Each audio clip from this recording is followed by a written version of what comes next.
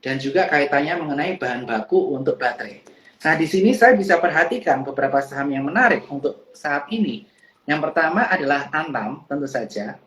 Antam saat ini sudah berada di area dekat support di kisaran area 1900. Teman-teman bisa perhatikan. Stop loss jika turun di bawah 1770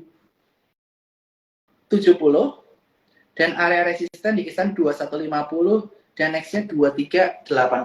Dan saat ini harga nikel juga masih bertahan di area yang cukup tinggi, sehingga ini menarik perhatian buat rekan-rekan sekalian untuk memperhatikan Antam. Dan saham yang udah cukup jatuh selain Antam, yang mana perusahaan ini selain dia memiliki copper dan gold, tapi dia juga baru saja akuisisi tahun lalu, akuisisi pertama nikel, dan mudah-mudahan smelternya segera jalan, yaitu adalah MDKA. MDKA juga udah mulai bottoming, di mana dia udah mulai tidak membentuk lower low. Teman-teman bisa perhatikan dia berada di area titik breakout 2850. 2850 MDKA cukup menarik dengan area stop loss di bawah 2550. Dan upsetnya ini cukup menarik, di mana MA20-nya di kisaran area 3400 dan MA50-nya di kisaran area 3800. MDKA menurut pandangan saya saat ini cukup menarik untuk kita perhatikan. Keyword turisnya bisa diperhatikan. Jadi andalan pertama saya, sekarang saya sebut MDKA. Oke? Jadi teman-teman bisa catat.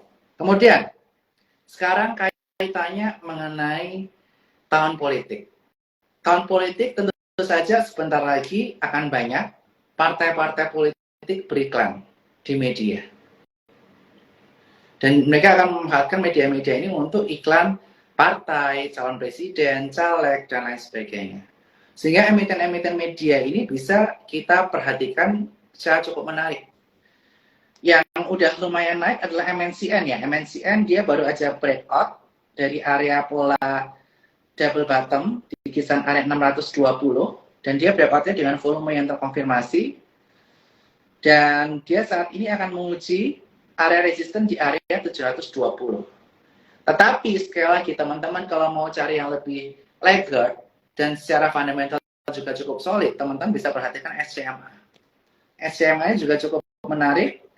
Dia baru jatuhnya cukup dalam ya, jatuh cukup dalam, bahkan hampir menyentuh area terendah di Januari 2020 di kisaran 118, kemarin terendah di atas 130. Ini cukup menarik kita perhatikan. Dan secara fundamental dari SCMA sendiri tidak ada perubahan yang signifikan untuk SCMA. SCMA laporan keuangannya kita bisa lihat cukup menarik untuk kita perhatikan, walaupun net profitnya banyak penurunan, tetapi bisa akan menjadi turnaround story ketika nanti apa? Ketika nanti tahun politik itu tiba. Jadi teman-teman bisa perhatikan SCMA. Kemudian kaitan mengenai tahun politik, banyak orang bagi-bagi uang potensially atau bagi-bagi sembako, bagi-bagi kaos. Nah, masyarakat yang kelas menengah ke bawah, kita lihat saham-saham retail yang menengah ke atas sudah rally seperti MAPI, LPPF. Tapi satu saham yang untuk kalangan menengah ke bawah yang masih belum begitu rally adalah RALS atau Ramayana. Ini downside-nya juga minim, bisa perhatikan area buy di kisaran 620 sampai 590 dengan kisaran resisten 680 dan 715. Ini saham-saham yang istilahnya cukup safe untuk teman-teman pegang saat ini karena pergerakannya cukup laggard dibandingkan saham-saham big banks yang mungkin udah rally cukup signifikan ya. Jadi teman-teman mungkin agak takut pegangnya. Dan juga saham terakhir yang saya sebutkan yang dulu sempat hype, sekarang sunset, tetapi ketika nanti era cheap money kembali ada, karena kita prediksikan dari kisaran 5,25% suku bunga Amerika, Indonesia mungkin atau Amerika Serikat mungkin akhir tahun nanti di kisaran 3%-an. Nah, ketika suku bunga turun, mereka nggak cuma invest di saham, tapi mereka akan invest ke perusahaan-perusahaan tech juga. Dan inflow asing di saham ini juga cukup besar saat ini, yaitu adalah Goto. Goto inflow-nya cukup besar. Teman-teman bisa perhatikan area buy di kisaran area 98 sampai 103, stop loss jika turun di bawah 89, dan area resisten di area 119 dan selanjutnya 132. Dan kaitan dengan Goto ini juga merupakan saham yang cukup politis juga. juga karena Telkom yang merupakan BUMN juga menginvestasikan di sini. Jadi ini bisa diperhatikan juga karena ini ada kaitan dengan politik. Kalau misalnya harganya ini di bawah harga pembelian Telkom waktu itu, ini bisa menjadi bumerang jika ada salah satu calon yang mencalonkan dan dia ada involvement di saham ini. Itu pandangan dari saya pribadi. Begitu.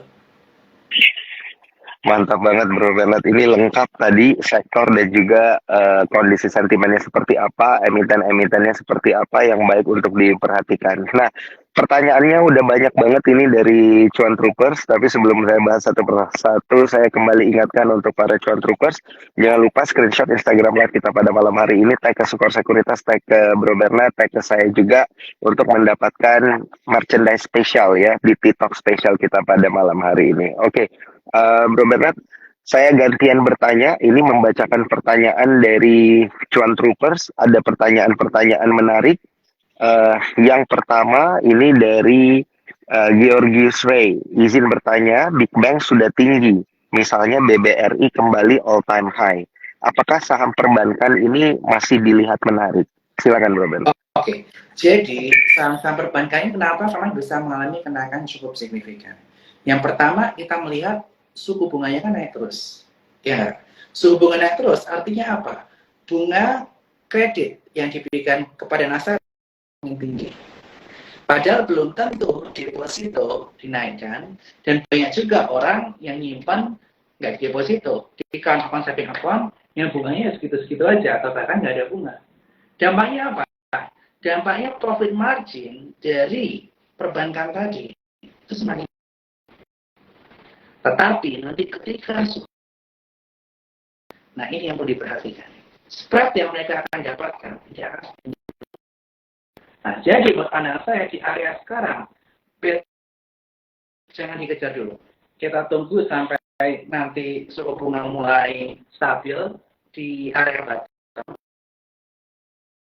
Di sekitar 3%, mungkin Indonesia bisa turun di area 4% di penghujung tahun. Itu yang perlu diperhatikan. Begitu, Josh.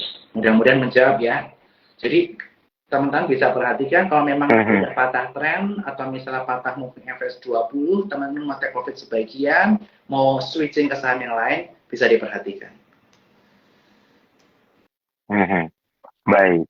Kita beralih ke pertanyaan yang selanjutnya dari Cuan Troopers. Ini, nah masih berkaitan dengan emiten perbankan sedikit. Ini ada pertanyaan dari Aminullah Fawaid, prospek BTPS dan UNTR.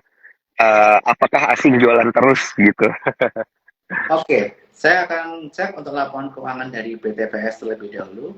BTPS sebetulnya di kuartal 1 2023 ini mencatatkan keuntungan yang cukup signifikan, ya net profit di angka 424,72 bio, mengalami kenaikan, slightly kenaikan lah dibandingkan dengan semester 1 tahun lalu.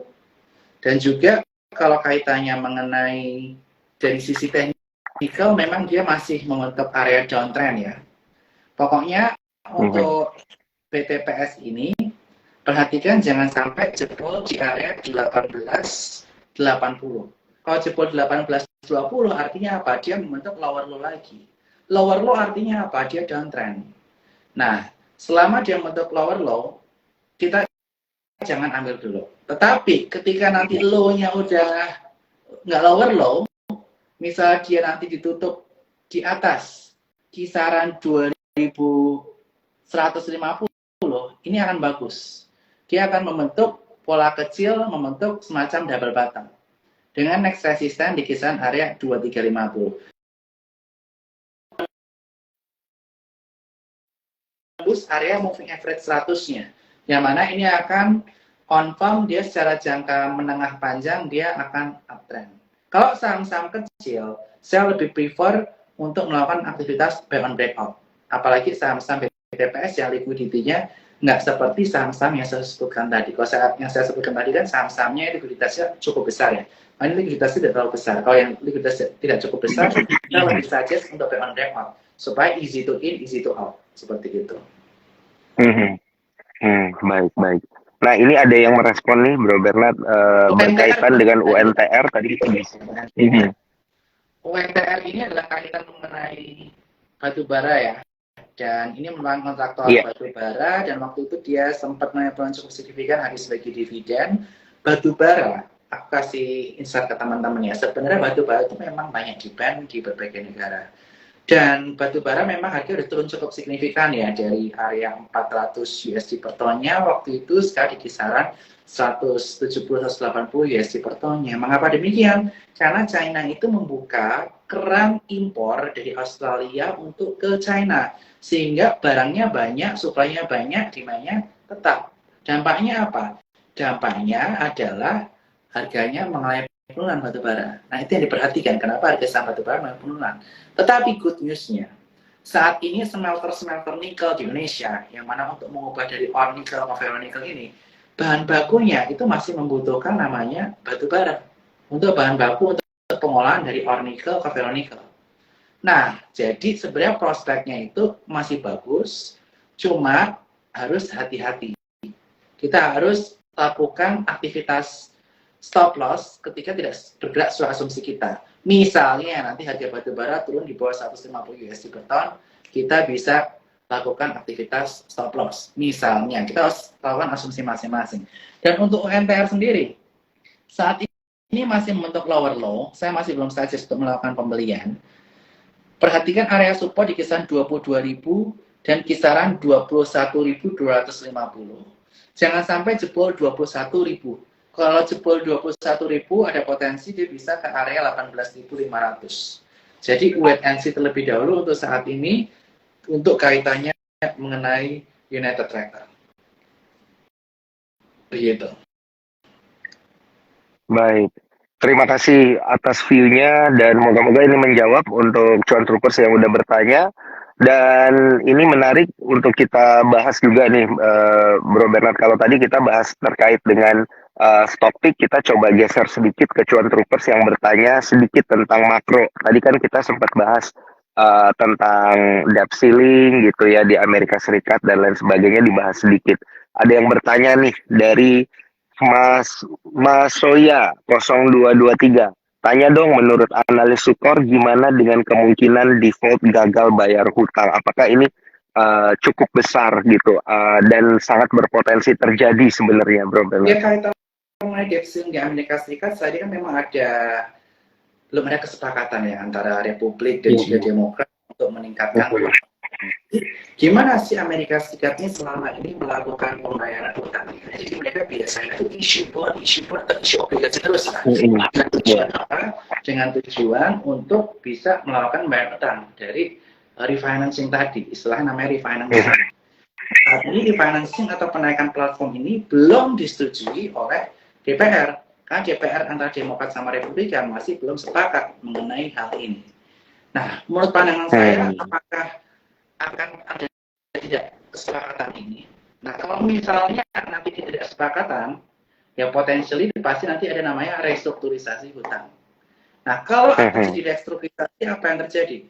Ya tentu saja pemerintah Amerika Serikat malah bagus. Dia mikir-mikir nih, wah kalau aku naikin suku bunga terus, berarti dampak jelek dong buat aku. Iya nggak? Nah, oleh karena itu, potentially suku bunga akan diturunkan untuk mencegah kegagalan bayar dari Amerika Serikat supaya nanti ketika restructure hutang Amerika Serikat tidak akan terlalu keteteran. Nah, tetapi sekali lagi ini wait and see ya untuk nanti 1 Juni kita lihat apa yang akan terjadi, apakah restrukturisasi akan disepakati atau nanti akan di-approve atau nanti bagaimana. Tapi intinya karena hutangnya yang sudah terlalu tinggi, debt to GDP ada di atas 127%, potensi yang saya yakini adalah suku bunga tidak akan naik lagi dan ini akan berdampak positif untuk sektor di saham-saham atau sektor-sektor agresif lainnya seperti itu. Ini kita boleh bahas lagi beberapa pertanyaan dari cuan troopers. Bro Bernard masih banyak yang menarik. Nah, ini dia. Ada yang bertanya nih terkait dengan WMPP dan WMUU. Seperti apa view dan juga insight dari Bro Bernard? Oke. WMPP, WMO ini volumenya udah tipis banget ya dia ya, udah hampir nggak ada volume saat ini. Nah, ini yang perlu saya perhatikan ke teman-teman sekalian ya. Intinya ketika nanti ARB mulai simetris secara perlahan, Juni 15%, September nanti mulai normal. Ketika memilih saham, kita jangan cuma lihat likuiditas.